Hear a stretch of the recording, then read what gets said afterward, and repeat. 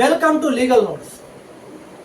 ఈరోజు మనం డిస్కస్ చేయబోయే టాపిక్ పేరు ADR. So what is ADR? Alternative dispute resolution. Nature గురించి మనం డిస్కస్ చేద్దాం. నేచర్, స్కోప్ అండ్ ఇంపార్టెన్స్ ఈ పేరులోనే ఉంది. ఏడిఆర్ అంటే ఆల్టర్నేటివ్ డిస్ప్యూట్ రెజల్యూషన్. అంటే ఏదైనా వివాదం వచ్చినప్పుడు, డిస్ప్యూట్ ఈజ్ నథింగ్ బట్ వివాదం. ఏదైనా వివాదం వచ్చినప్పుడు ఆ వివాదాన్ని ఎలా పరిష్కరించుకుంటారు? కోర్టు ద్వారా పరిష్కరించుకుంటారు. కానీ కోర్టుకు కాకుండా ఆల్టర్నేటివ్గా ఈ ఆప్షన్ ఉంటుంది. దాన్ని ఆల్టర్నేటివ్ డిస్ప్యూట్ రెజల్యూషన్ అంటారు. ఈ ఆల్టర్నేటివ్ డిస్ప్యూట్ రెజల్యూషన్లో ఆర్బిట్రేషన్, మీడియేషన్ అని ఉంటాయి. ఆర్బిట్రేషన్ ఫస్ట్ది. ఆర్బిట్రేషన్ అంటే మధ్యవర్తిత్వం. మధ్యలో ఇరు వర్గాల మధ్యలో పార్టీస్ ఎవరైతే ఉంటారో వివాదంలో, ఆ పార్టీస్కి మధ్యలో ఒక మధ్యవర్తి ఉండి ఇరు వర్గాల యొక్క సలహాలు సూచనలు తీసుకొని ఇరు వర్గాలకి న్యాయం జరిగే విధంగా ఆర్బిట్రేషన్ అనేది చేస్తారన్నమాట. దాన్ని ఆర్బిట్రేషన్ అంటారు. ఈ ఆర్బిట్రేషన్ని మనం ఎగ్జామ్ పాయింట్ ఆఫ్ వ్యూలో చూస్తే ఫస్ట్ ఇంట్రడక్షన్ అనేది చాలా ఇంపార్టెంట్. Introduction and definition. దాంట్లో ఏమొస్తుందంటే alternative dispute resolution is refers to the techniques and mechanism such as arbitration, mediation and conciliation. Alternative dispute resolution అనేది ఏంటి అసలు? మెకానిజం అంటున్నాడు. Mechanism, technique. దేని గురించి? ఆర్బిట్రేట్ చేయడానికి అండ్ మీడియేట్ చేయడానికి. Arbitration is nothing but mechanism, technique to arbitrate and mediate. And next ఏమంటున్నాడంటే used to settle the dispute outside the traditional court system.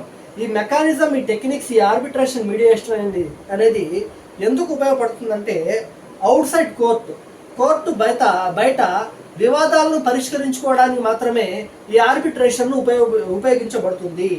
ADR offers a faster, confidential and flexible methods. ADR అనేది చాలా స్పీడీగా ఉంటుంది అనమాట.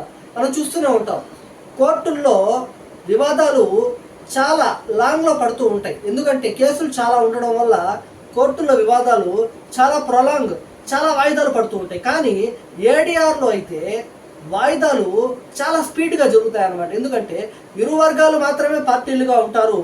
ఒకే ఒక మధ్యవర్తి ఉంటాడు కాబట్టి అతనికి వేరే వివాదాలు ఏముండవు. ఈ ఒక్క వివాదాన్ని మాత్రమే పరిష్కరిస్తాడు కాబట్టి త్వరగా వాయిదాలు జరుగుతాయి. స్పీడీ ట్రయల్ అనేది ఖచ్చితంగా జరుగుతుందన్నమాట. And next nature of alternative dispute resolution. నేచర్లో first one voluntary flexible. Voluntary flexible అంటే ఏంటి? Parties usually choose to participate and can adapt the process to their needs. ఎవరైతే పార్టీస్ ఉన్నారో, ఎవరైతే డిస్ప్యూట్లో ఎంటర్ అవుతున్నారో ఆ పార్టీసు వాలంటరీగా, స్వచ్ఛందంగా వాళ్ళే ఈ యొక్క ఆల్టర్నేటివ్ డిస్ప్యూట్ రెజల్యూషన్ని ఎంచుకుంటారు. మరియు ఫ్లెక్సిబుల్గా, వాళ్ళకి అనువుగా ఉంటుంది. ఎప్పుడు కావాలంటే అప్పుడు వాయిదాలను వాళ్ళ ఇష్ట ప్రకారంగా వాయిదాలను వాళ్ళు వేసుకోవచ్చు. ఫ్లెక్సిబుల్గా ఉంటుంది, వాలంటరీగా వాళ్ళు అయితే వస్తారనమాట parties. Next neutral third party. Second one neutral third party. A neutral third party help parties to reach the settlement. ఒక సెటిల్మెంట్ జరగాలంటే, ఒక వివాదం అనేది పరిష్కరించబడాలంటే మధ్యలో ఒక న్యూట్రల్ థర్డ్ పార్టీ అనేది ఖచ్చితంగా అవసరం. ఎందుకంటే మధ్యవర్తి ఎవరైతే ఉంటాడో ఆ వివాదాన్ని పరిష్కరించడానికి అతను ఒక వర్గానికి సంబంధించిన అయిన వాడు అయి ఉండకూడదు. ఖచ్చితంగా ఇరు వర్గాల గురించి ఆలోచించేవాడు, ఇరు వర్గాలకి మంచి చేసేవాడే అయి ఉండాలి. Is nothing but neutral third party. అంటే మధ్యలో ఉన్నటువంటి మధ్యవర్తి ఇరు వర్గాలకి న్యాయం చేసే విధంగా ఉండాలి, కానీ ఒక వర్గానికి పక్షపాతిగా ఉండకూడదు అని ఇది చెప్తుంది అనమాట. నెక్స్ట్ లెస్ ఫార్మల్ సిస్టమ్ ఏది? Court system. కోర్టులో ఏదైతే కేసులు అవుతాయో అవి ఫార్మల్గా చెప్తాయి. ఇదేంది? Less formal. అంటే ఫార్మల్కి ఆపోజిట్ అనమాట ఇది. లెస్ ఫార్మల్ కోర్టులో ఉన్న విధంగా ఉండదు. ఇదంతా కూడా ఒక హోమ్ ప్రాసెస్ లాగా ఉంటుంది అనమాట. Next binding.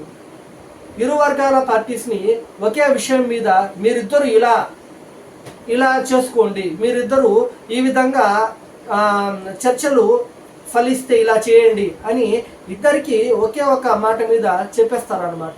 ఒక పొలం వివాదంలో ఇద్దరికి ఒక స్థలం మీద ఏమైనా వివాదం వస్తే, ఇందులో నువ్వు ఇంత తీసుకో, ఈ స్థలంలో ఒక 2 ఎకరాలు నువ్వు తీసుకో, ఒక 5 ఎకరాలు నువ్వు తీసుకో, ఇలాగా పరిష్కారం అనేది ఉంటుంది. కానీ తప్పు చేసిన అతన్ని జైలు శిక్ష వేయడం ఇలాంటివి అయితే ఉండవు. బైండింగ్ అంటే ఇద్దరిని కలిపేస్తారనమాట. లాస్ట్లో రిలేషన్షిప్ అనేది పార్టీస్ మధ్యలో ఎనిమిగా ఉండదు, రిలేషన్షిప్ పార్టీస్ మధ్యలో బాగుంటుంది అన్నమాట.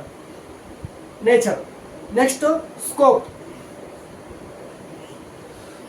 ఏమేమి ఉంటాయి స్కోప్లో అంటే, ఈ ఆర్బిట్రేషన్ అనేది మ్యాక్సిమం ఏముంటుందంటే, ఫస్ట్ ఆర్బిట్రేషన్ అనేది మనం తెలుసు, ఒక న్యూట్రల్ థర్డ్ పార్టీ అనేవాడు ఉంటాడు మధ్యవర్తిగా, ఇరు వర్గాలకి సమస్యని పరిష్కరించేటట్టు చేస్తాడు. దాని గురించి ఇదే రాయడం. నెక్స్ట్ మీడియేషన్, మధ్యవర్తి. ఇది కూడా అంతే, ఒక న్యూట్రల్ థర్డ్ పార్టీ అనేది ఉంటాడు. ఈ ఇరు వర్గాల మధ్య ఏంటంటే పరిష్కారం, సమస్యని పరిష్కరిస్తాడు, వివాదాన్ని కూడా పరిష్కరించి దాన్ని చేయడం జరుగుతుంది. Is nothing but mediation. And third one ఏంటి? Third one is negotiation. Parties discuss the dispute directly to reach the resolution. ఈ నెగోషియేషన్లో న్యూట్రల్ థర్డ్ పార్టీ అనే అతను ఉండడు.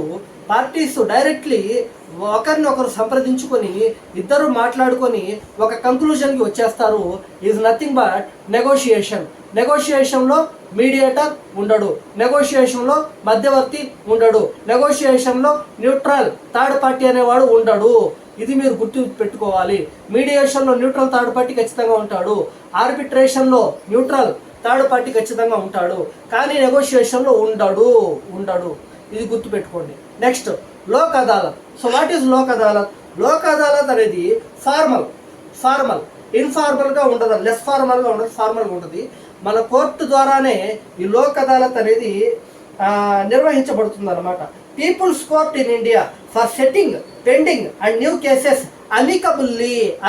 ఈ పదాన్ని వాడారు. ఎందుకు వాడారు ఈ పదాన్ని? ద పీపుల్స్ కోర్ట్, ప్రజల యొక్క కోర్టు, ఫర్ సెట్టింగ్ ద డిస్ప్యూట్స్ని సెటిల్ చేయడానికి, పెండింగ్ డిస్ప్యూట్స్ కానీ న్యూ కేసెస్ కానీ సెటిల్ చేయడానికి, అమికబుల్లీ ఫ్రెండ్లీగా ఇద్దరి మధ్య వివాదాలను పరిష్కరించడానికి మాత్రమే లోక్ అదాలత్ అనేది ఉంది. Next importance of alternative dispute resolution. ప్రాముఖ్యత. అసలు ఆల్టర్నేటివ్ డిస్ప్యూట్ రెజల్యూషన్ యొక్క ప్రాముఖ్యత గురించి తెలుసుకోవాలంటే, reduced the court burden. Court యొక్క బర్డన్ మనం చూస్తూనే ఉన్నాం. లక్షల కోట్ల కేసులు కోర్టుల్లో పెండింగ్లో ఉన్నాయి, పరిష్కారం జడ్జిమెంట్స్ రాక చాలా పెండింగ్. అంటే చాలా బర్డెన్ ఉంది కోర్టుల మీద. జడ్జిలు సరిగ్గా రాకపోవడం, జడ్జి ఉద్యోగాలు కూడా సరిగ్గా లేకపోవడం, దానివల్ల కేసులు పెరగడం వల్ల చాలా వరకు బర్డెన్ అనేది కోర్టు మీద ఉంది. ఈ ఆల్టర్నేటివ్ డిస్ప్యూట్ రెజల్యూషన్ కారణంగా ఆ కోర్టు బర్డెన్ అనేది చాలా వరకు తగ్గుతుంది. Significantly decreases the backlog of cases in traditional court. మన ట్రెడిషనల్ కోర్టులో బ్యాక్లాగ్ కేసెస్ ఏవైతే ఉన్నాయో వాటిని చాలా వరకు తగ్గించడానికి మన ఆల్టర్నేటివ్ డిస్ప్యూట్ రెజల్యూషన్ అనేది యూజ్ అవుతుంది. Next cost effective and speedy. ఇంతకుముందే తెలుసుకున్నాం. ఆల్టర్నేటివ్ డిస్ప్యూట్ రెజల్యూషన్ అనేది ఆ వాయిదాలు చాలా స్పీడ్గా జరుగుతాయి. ఎందుకంటే ఆ మధ్యవర్తికి వేరే కేసులు ఏమి ఉండవు, మధ్యవర్తికి మాత్రం ఒకే ఒక వివాదం ఉంటుంది. ఆ వివాదాన్ని అయినంత వరకు స్పీడ్గా వివాదాన్ని పరిష్కరిస్తాడు కాబట్టి అది స్పీడ్గా జరుగుతుంది. నెక్స్ట్ కాస్ట్ ఎఫెక్టివ్ అని ఎందుకన్నా generally faster and cheaper than litigation. కోర్టులో వేస్తే చాలా వరకు లాయర్ ఖర్చుల దగ్గర నుండి ప్రతిదానికి స్టాంప్ డ్యూటీలని ఇవన్నీ చాలా ఖర్చులు అవుతాయి కోర్టులో. కానీ మన ఆల్టర్నేటివ్ డిస్ప్యూట్ రెజల్యూషన్లో మాత్రం చాలా వరకు ఖర్చు తగ్గుతుంది, ఫాస్ట్గా జస్టిస్ అనేది వస్తుంది. Next mutual satisfaction. మామూలుగా మనం చూస్తూ ఉంటాం కోర్టులో ఎవరైతే కేసును ఓడిపోతారో వారు నష్టపోతారు, ఎవరైతే కేసు గెలుస్తారో వాళ్ళు లాభపడతారు. కానీ మన ఆల్టర్నేటివ్ డిస్ప్యూట్ రెజల్యూషన్లో ఏమవుతుందంటే కేసు వేసిన వారు కానీ ఇరు వర్గాల వారు కూడా సాటిస్ఫై అవుతారు. ఇరు వర్గాల వారికి కూడా సాటిస్ఫై అయ్యే విధంగా జడ్జిమెంట్ అనేది వస్తుందన్నమాట. ఇది మీరు గుర్తుపెట్టుకోవాలి. Mutual satisfaction, cost effective, reduce the court burden. Next confidentiality అంటే గుప్తంగా ఉంచుతారు. కోర్టు మనకి ఇరు వర్గాల మధ్య వివాదం ఉంటే ఆ వివాదాన్ని కోర్టులో వేసినట్లయితే అందరికీ తెలుస్తుంది. కానీ ఇది ఆల్టర్నేటివ్ డిస్ప్యూట్ అనేది కాన్ఫిడెన్షియల్గా ఉంచుతుంది అన్నమాట. Protect sensitive information from public view. Public దగ్గర సెన్సిటివ్ ఇన్ఫర్మేషన్ లీక్ కాకుండా చూస్తుంది. ఇరు వర్గాల మధ్య గుట్టు సప్పుడు లేకుండా అన్ని మాటలు కూర్చొని జరుగుతాయి, వివాదం కూడా పరిష్కరించబడుతుంది. The dispute is mutually justified and they satisfy highly. Confidentiality గురించి అలాగనమాట. Nature, scope, importance. నేచర్లో చూసాం voluntary and flexible. Mutual parties అనేవాళ్ళు వాలంటరీగా వస్తారు అండ్ అనువుగా ఉంటుంది. నెక్స్ట్ న్యూట్రల్ థర్డ్ పార్టీ అనేది ఆ మీడియేషన్లో ఇన్వాల్వ్ అవుతాడు. నెక్స్ట్ లెస్ ఫార్మల్, కోర్టు లాగా ఫార్మల్గా ఉండదు, లెస్ ఫార్మల్గా ఉంటాడు. నెక్స్ట్ బైండింగ్, డెసిజన్స్ అనేవి బైండింగ్గా ఉంటాయి. Arbitration, mediation, negotiation. Next Lok Adalat, reduced the court burden. ఇలా అన్ని సైడ్ హెడ్డింగ్లు మన ఎగ్జామ్ పాయింట్ ఆఫ్ వ్యూలో నోట్ చేయడం జరుగుతుంది. అలా నోట్ చేయడం వల్ల పాయింట్స్ కూడా చాలా స్కోర్ చేయవచ్చు. That's all friends. ఈరోజు మనం డిస్కస్ చేసినటువంటి ప్రశ్న ఏడిఆర్, నేచర్, స్కోప్, ఇంపార్టెన్స్ అనేది ఇంతవరకు అయింది. నెక్స్ట్ మనం చేసే వీడియోస్ చాలా ఇన్ఫర్మేటివ్గా ఉండాలని మేము చాలా డెప్త్గా స్టడీ చేసి ఇటువంటి వీడియోస్ స్టూడెంట్స్ మరి ప్రాక్టీషనర్స్ కోసం పెట్టడం జరుగుతుంది. మీరు చేసే ఒక లైక్ అండ్ సబ్స్క్రిప్షన్ అనేది మాకు చాలా ఇంపార్టెంట్, చాలా మోటివేషన్ ఇస్తుంది. ఖచ్చితంగా లీగల్ నోట్స్ ఛానల్ని మీరు సబ్స్క్రైబ్ చేసి మమ్మల్ని మోటివ్ చేయవలసిందిగా ప్రార్థిస్తున్నాం. Thank you friends.